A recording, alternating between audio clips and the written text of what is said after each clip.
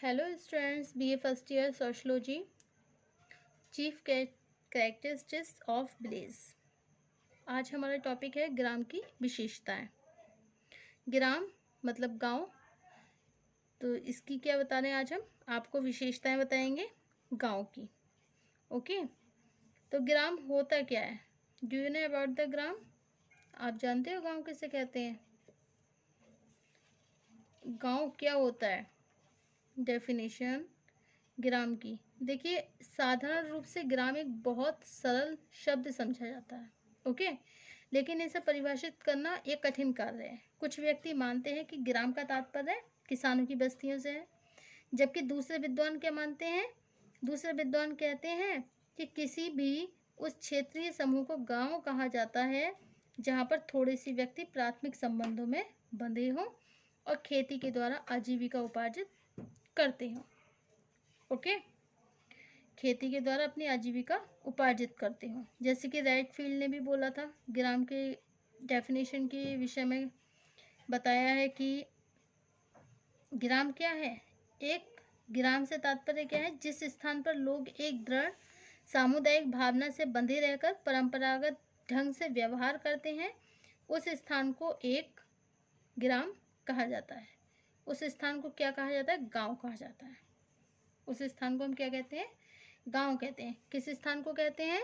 जहाँ के लोग सामुदायिक रूप से सामुदायिक भावना से बंधे रहकर परंपरागत ढंग से व्यवहार करते हैं।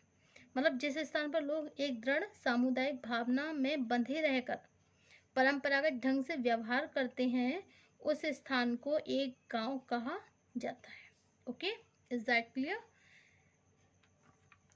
अब नेक्स्ट है आपकी चीफ कैरेक्टरिस्टिक्स ऑफ विलेज, गांव की विशेषताएं।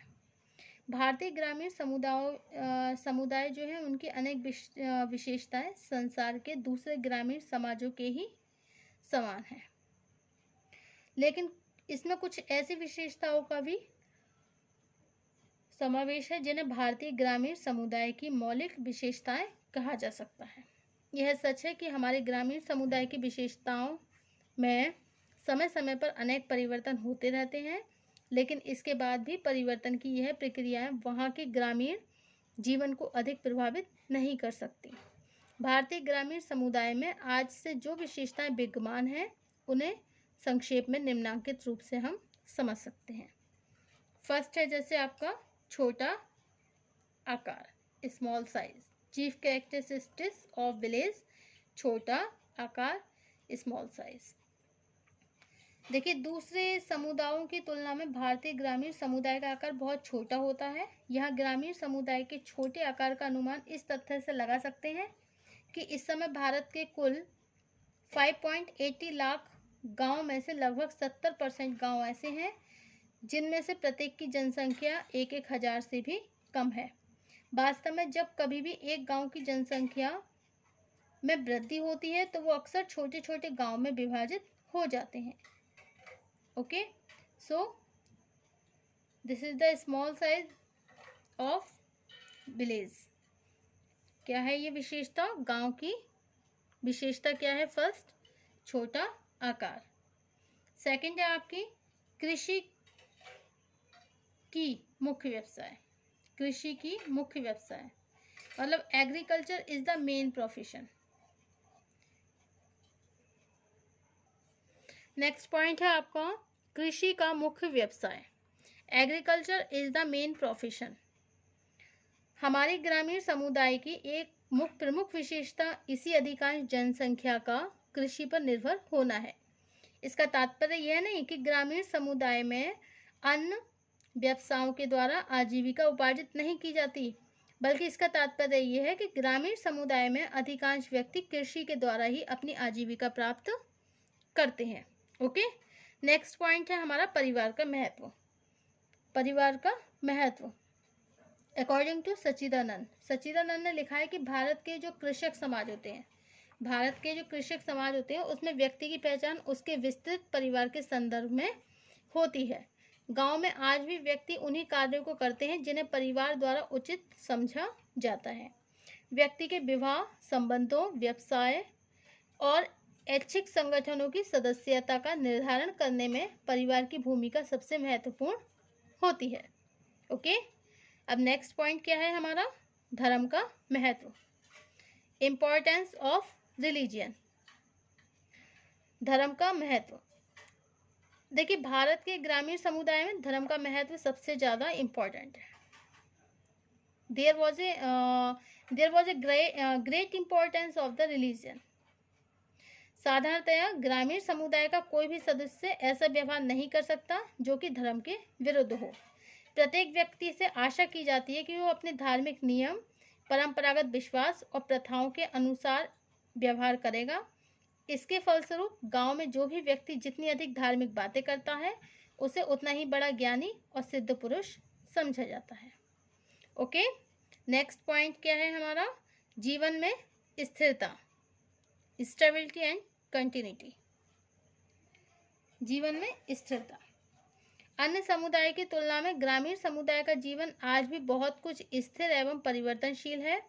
औद्योगिकरण तथा नगरीकरण के कारण जहां दूसरे समुदाय का रूप बहुत तेजी से बदल रहा है, वहीं भारत के ग्रामीण समुदाय में आज भी परंपरागत जीवन शैली को अच्छा समझा जाता है। इसके फलस्वरूप भारतीय ग्रामों में परंपराएं, प्रथाएं, धार्मिक विश्वास को अच्छा समझा जाता है और भारतीय ग्रामों में जो परंपराएं होती हैं, प्रथाएं होती हैं, धार्मिक विश्वास होते हैं, आदर्श होते हैं, ये नियम आज भी लागू हैं और आज भी प्रभावपूर्ण हैं। अब व्यक्ति सरलता से इनकी अवहेलना करने का साहस नहीं कर सकता। दूसरे शब्दों में ग्रामीण समुदाय आज भी परंपराओं से बंधा हुआ है। ओके, नेक्स्ट पॉइंट है आपका श्रम के विशेषीकरण का अभाव। श्रम के विशेषीकरण का अभाव, lake of the importance of the hard work. भारतीय ग्रामीण समुदाय में अधिकांश व्यक्ति विशेष क्षेत्र में प्रशिक्षित नहीं होते हैं।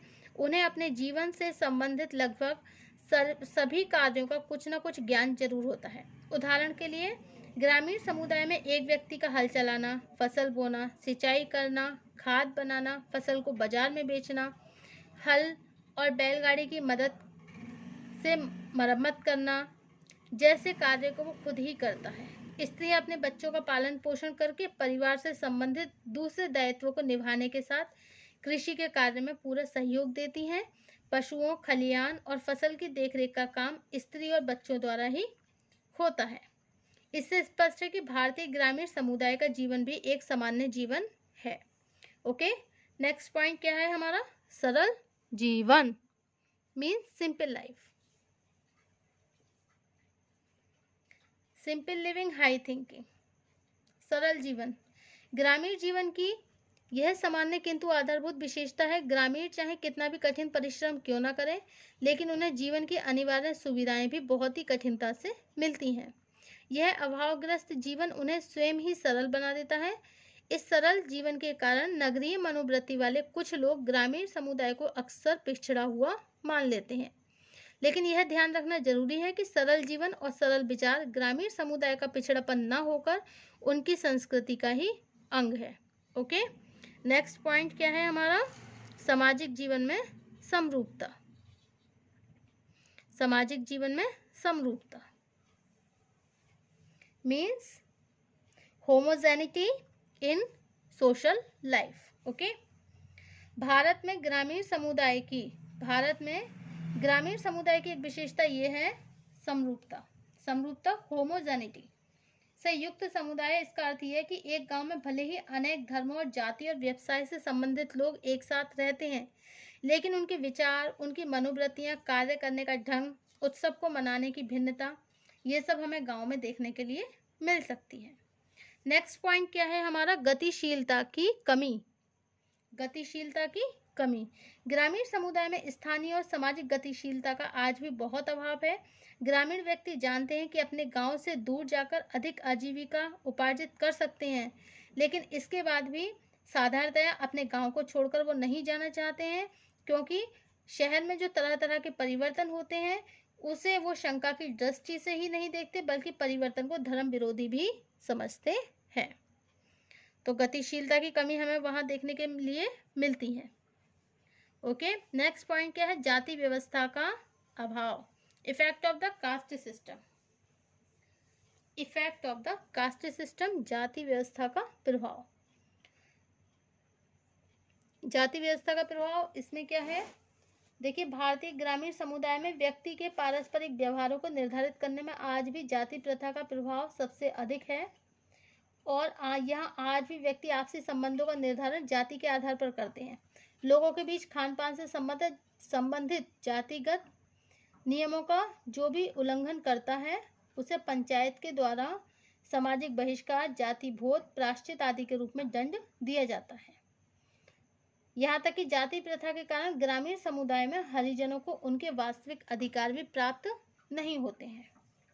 नेक्स्ट पॉइंट है जजमानी प्रथा का प्रभाव। जजमानी, कस्टम ऑफ जजमानी सिस्टम। जजमानी प्रथा क्या होती है? जजमानी प्रथा होती है भारतीय ग्रामों में भिन्न जातियों के पारस्परिक संबंधों का निर्धारण करने में जजमानी प्रथा का महत्वपूर्ण योगदान होता है। देखिए किसी का जन्म होता है, विवाह होती है, जात होती है या अनेक दूसरे उत्सव होते हैं, त्योहार होते हैं, उनके अवसर पर जो ब्राह्मण होते हैं, माली होते हैं, ब्राह्मण लोग जो होते हैं वो माली, धोबी, नाई, तेली, जुलाहा आदि जातियों से संयुक्त रूप से जजमान को अपनी सेवाएं प्रदान करते हैं। इट्स मीन दैट सभी जातियों के सेवा के बदले में, सभी जातियों को सेवा के बदले में अनाज, भोजन और वस्त्र देने का प्रचलन आज भी गांव में है। कुछ लोग ये समझते हैं कि भारत में ग्रामीण समुदाय के विकास में जजमानी व्यवस्था बहुत बाधक है। नेक्स्ट पॉइंट है आपका संयुक्त परिवार प्रणाली, कम्युनिटी जॉइंट फैमिली सिस्टम। संयुक्त परिवार प्रणाली, जॉइंट फैमिली सिस्टम। देखिए गांव में अभी भी जॉइंट फैमिली को ज़्यादा इंपॉर्टेंस देते हैं। संयुक्त परिवारों की प्रधानता है। इन परिवार में 2-3 पीढ़ियों तक के जो रक्त संबंधी हैं, रिलेटिव से उनके साथ साथ रहते हैं और परिवार के सभी कार्यों को संयुक्त रूप से करते हैं। परिवार में कर्ता का स्थान उच्च होता है और सभी सदस्य उसके आदेशों का पालन करना अनिवार्य समझते हैं। ओके, नेक्स्ट पॉइंट है जनमत की प्रधानता। जनमत की प्रधानता क्या होती है? देखिए जनमत व्यक्ति के व्यवहार गांव के अन्य लोगों की इच्छाएं और आकांक्षाओं से ही प्रभावित होते हैं। इसका तात्पर्य क्या है? व्यक्ति के व्यवहार गांव के अन्य लोगों की इच्छाएं और आकांक्षाओं से ही प्रभावित होते हैं।